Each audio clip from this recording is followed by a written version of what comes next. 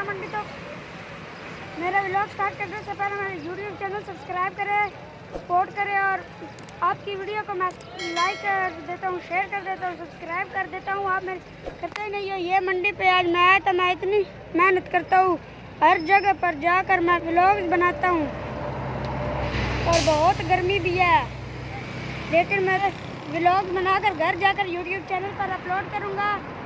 तो मुझे सब्सक्राइब करें। और ये देखो मंडी,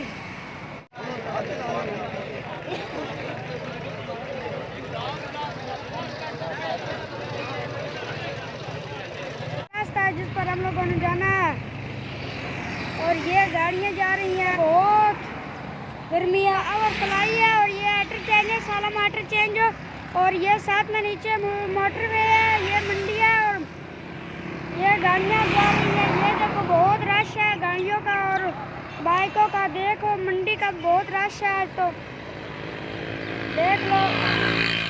और मेरा यूट्यूब चैनल ज़रूर सब्सक्राइब करें, बहुत मेहनत करता हूँ। वो नीचे साथ में मोटरवे है, देख लो मोटरवे है। आज का व्लॉग यहीं पे ख़त्म कर देते हैं। मज़ीद ऐसी वीडियो के लिए मेरा यूट्यूब चैनल सब्सक्राइब करें। बाय।